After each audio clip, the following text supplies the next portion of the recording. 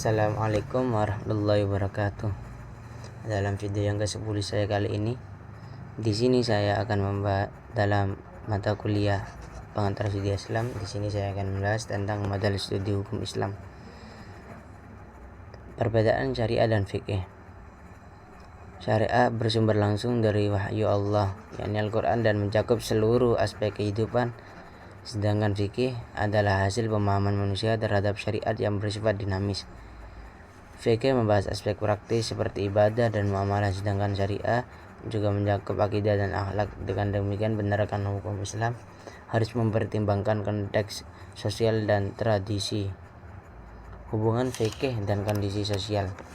Fikih tidak dapat dipisahkan dari kondisi sosial masyarakat karena hukum Islam lahir dari interaksi antara teks dan realitas.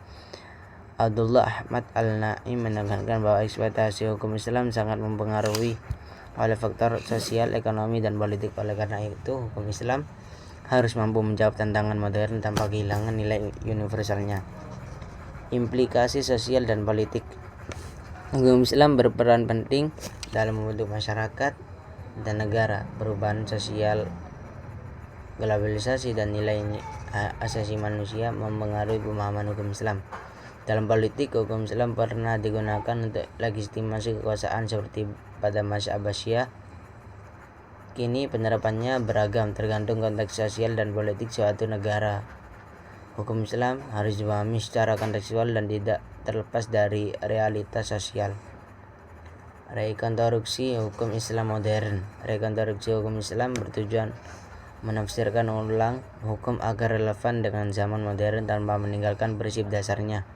Tokoh seperti Fazlur Rahman dan Jasar Audam menawarkan pendekatan maqasid syariah dan kontekstualisasi nilai-nilai Islam. Rekonstruksi bukan berarti merombak ajaran, tetapi memperbarui pemahaman agar Islam tetap responsif terhadap isu kontemporer seperti hak asasi manusia, gender, dan lingkungan. Kesimpulan dalam presentasi saya kali ini yakni syariah bersifat tetap, sementara fikih bersifat dinamis sesuai konteks sosial.